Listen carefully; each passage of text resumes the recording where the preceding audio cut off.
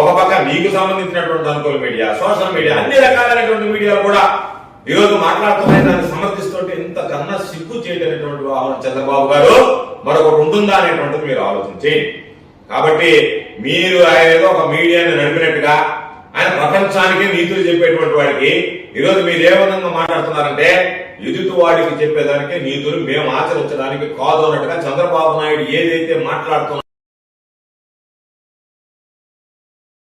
ఈ రోజు chairman BR Naidu గారు కూడా నేను ఎదుటి వాళ్ళకి చెప్పడానికి నీతులు, కాబట్టి నా మీడియా అనేటువంటిది ఎదుటి వాళ్ళకి తప్ప నాకు అది వర్తించదు, నేను వీటన్నిటికీ అతీతుడిని, కాబట్టి నన్ను మీరు పరిగణలోకి తీసుకోవాల్సినటువంటి అవసరం లేదు, ఎదుటి వాడికి చెప్పేదానికి నీతులు అని చెప్పినట్టుగా నువ్వేదో పెద్ద ఈ మీడియా సంస్థను నడుపుతున్నాను నేనని చెప్పి నువ్వేదో దానికి సంబంధించి ఓ పెద్ద పోజ్ ఇచ్చుకుంటూ నువ్వు చేసేటువంటి పనులు చూస్తే ఈరోజు ఇంతకన్నా దారుణమైనటువంటి పరిస్థితులు మేము చెయ్యి. కాబట్టి మేము చేశాం. జగన్మోహన్ రెడ్డి గారు ముఖ్యమంత్రిగా ఉన్నాడు, మీకు అందరికీ గుర్తుందో లేదో ఎస్వీబీసీ ఛానల్ కు సంబంధించి ఆ రోజు చైర్మన్ గా ఉన్నటువంటి వ్యక్తి వెంకటేశ్వర భక్తి ఛానల్ కు సంబంధించి ఒక ఆడియో విడుదలైతే జగన్మోహన్ రెడ్డి గారు వెంటనే దాని మీద విచారణ జరిపించి ముందు రాజీనామా చేయించాడు. కారణం ఏమిటంటే తిరుమల తిరుపతి దేవస్థానం కాదు, భక్తి ఛానలే అయినా సరే తిరుమల తిరుపతికి సంబంధించినటువంటి ఆ ప్రతిష్టకి భంగం కలగకూడదు, భక్తుల మనోభావాలు గాయపడకూడదు, చిన్న తప్పు చేసినా పెద్ద తప్పు చేసినా కలియుగ వెంకటేశ్వర స్వామి సన్నిధిలో దానికి సంబంధించినటువంటి సంస్థల్లో ఎవడు తప్పు చేసినా తప్పే, దానిని ఖచ్చితంగా ఎంతమంది చెప్పినా సరే దాని మీద వెనకడుగు వేయకుండా ఆయన వెంటనే రాజీనామా చేయించి వెంకటేశ్వర స్వామి పట్ల ఆయనకున్నటువంటి నిబద్ధత, నిజాయితీ, భక్తి నిరూపించుకున్నటువంటి వాడు జగన్మోహన్ రెడ్డి గారు. మీకుందా నీతి, మీకుందా నిబద్ధత, మీకుందా భక్తి, మీకుందా విశ్వాసం? ఏ మాత్రం లేకుండా ఈ రోజు మీరు ఎంతసేపటికి జరిగినటువంటి సంఘటన మీద విచారం వెలిపించారా? లేదు. జరిగింది తప్పు అని చెప్పి ఖండించారా? లేదు. దానిని ఏదో ఒక విధంగా సమర్థిస్తూ పైగా ప్రశ్నించేటువంటి వాళ్ళ మీద మీరు కావాలని లేనిపోయినటువంటి మాటలన్నీ మాట్లాడుతున్నారు అన్నట్టుగా మీరు చేసినటువంటిది తప్పు కాదు, కానీ దాన్ని ప్రశ్నించినటువంటి వాళ్ళదే తప్పు అన్నట్టుగా, దాన్ని ఎదురు చూపించినటువంటి వాళ్ళదే తప్పు అన్నట్టుగా ఈరోజు మీరు మాట్లాడేటువంటి వ్యవహార శైలి ఏదైతే ఉందో ఇది నిజంగా క్షమించరానటువంటి. కాబట్టి జగన్మోహన్ రెడ్డి గారిని మేము అనేక సందర్భాల్లో చెప్తాం, పరిపాలనా వ్యవహారాల్లో జగన్మోహన్ రెడ్డి గారిని చూసి మీరు నేర్చుకోవాలి. నాకు అనుభవం ఉందంటే నీ అనుభవం ఈ రోజు ఎటువంటి అనంతాలకు దారితీస్తుంది చంద్రబాబు నాయుడు గారు ఒకసారి ఆలోచించేయండి.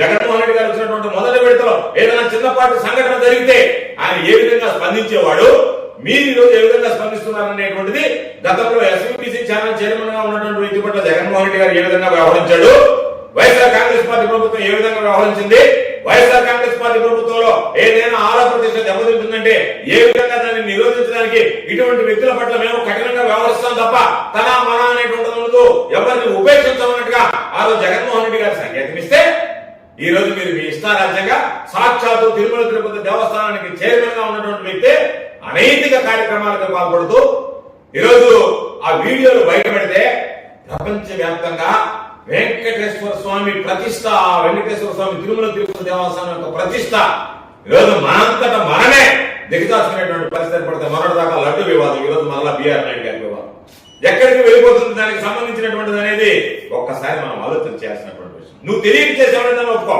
ఇక్కడ రెండు తప్పులు చేశావు. మొదట ఒక మహిళ లెక్క రాస్తే ఆయన స్త్రీలోరుడు, మోసగాడు, మహిళలను మోసగిస్తాడు, అనేక మంది మహిళలు మోసగించబడ్డారు, అటువంటి వ్యక్తికి చైర్మన్ పదవి ఇవ్వద్దు అంటే ఇచ్చి తప్పు చేశాం. రెండవది ఆ మహిళ రాసినటువంటి ఆధారాలు లేఖలతో ఈ రోజు జరిగినటువంటి సంఘటనలు రుజువయ్యాయి.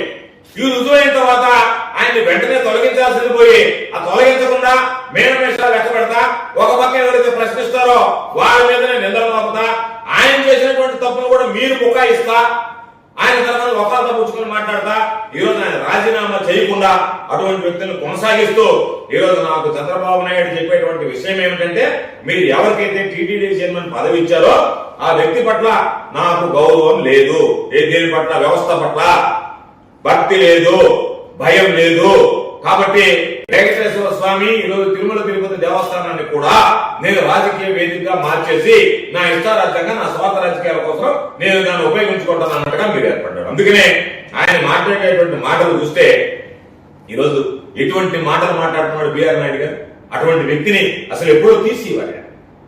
పవిత్రమైనటువంటి 7 కొండల వాడ అని చెప్పేకితే 7 కొండల తర్వాత 8వ కొండ ఉంటుంది, చెత్త కొండ అని చెప్పి మాట్లాడతావు. చెత్త మాటలు మాట్లాడతావా?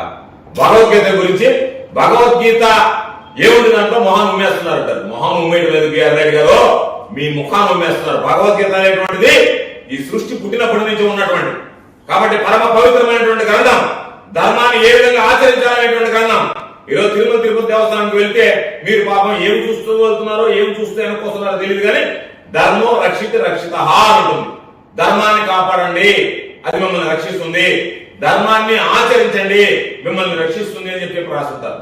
అటువంటి ధర్మం ఏ విధంగా ఉండాలి, ధర్మం ఏ విధంగా చేయించింది, ధర్మం ఏ విధంగా ధర్మబద్ధంగా నడుచుకోవాలి అని చెప్పి మానవాళికి బోధించేటువంటి ఒక పవిత్రమైనటువంటి గ్రంథం ఈరోజు భగవద్గీత అయితే దాని గురించి నువ్వు ఇష్టారాజ్యంగా నీ నోటికి వచ్చినట్టుగా నువ్వు మాట్లాడు.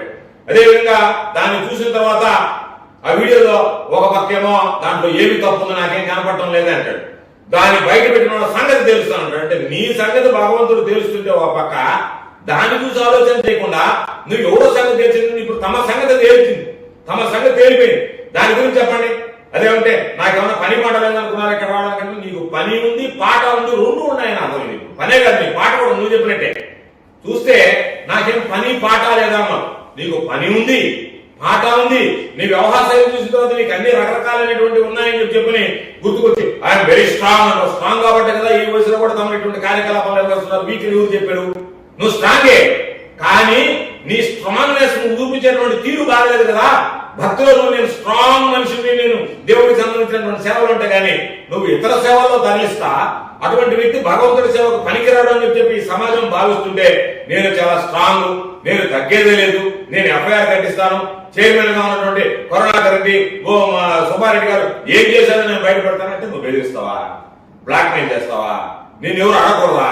అడిగితే నా చేతిలో ఛానల్ ఉంది కాబట్టి నా ఇష్టార్థంగా వ్యవహరించి మీ అందరంతో ఆ ఛానల్ చూపించి తేల్స్తానని చెప్పి బెదిరిస్తే నీ ఉడత బెదిరింపులు భయపడేవాడు ఎవరన్నా ఉన్నారు అనుకుంటున్నావా?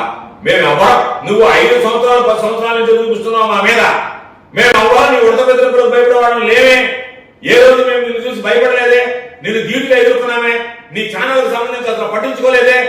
అటువంటిది నువ్వేదో ఆ ఛానల్ అధిపతి అయినట్టుగా నువ్వు ఉండేటువంటి హోదాకి నీ ఛానల్ కు సంబంధించి నేను ఆ జర్నలిజం ఉంది, దాని ద్వారా దీని ద్వారా మీ అందరూ కథ తయారుస్తానంటే ఒక ఛానల్ అడ్డ పెట్టుకుని ఆ పనికి మారినటువంటి ఛానల్ ద్వారా ఈ రోజు రేపు రాబోయేటువంటి రోజుల్లో ఆ ఛానల్ నిర్వహించేటువంటి వాళ్ళు పెద్ద పెద్ద సూట్లు వేసుకుని కూర్చుంటుంటారు. వాళ్ళు సూట్లే వెళ్ళిపోతారు. పాపం జిల్లా స్థాయిలో పనిచేసేటువంటి వాళ్లే మీరు చెప్పినటువంటి మాటలని లేనిపోనివన్నీ ప్రసారం చేస్తున్నారు, లేనిపోని కథనాలని ఈరోజు మాట్లాడుతున్నారు. రేపు దానికి ఆధారాలు తెస్తారని చెప్పి విచారణ చేపడితే పాపం వీళ్ళందరూ ఎన్ని రకాలైనటువంటి ఇబ్బందులు పడతారో జిల్లా స్థాయిలో ఉండేటువంటి వాడు ఒక్కసారి ఆలోచన చేసుకోండి. మీరు వారిని బలిపసులు చేసేటువంటి పనిలో ఉన్నారు. కాబట్టి నా చేతిలో ఛానల్ ఉంది కదా, నా కింద వీళ్ళు ఉన్నారు కదా అని జీతానికి ఆశపడి వచ్చేటువంటి వాళ్ళని బలిపసులు చేస్తూ నేను అదేమంటే నేను ఏదైనా తెగబడతాను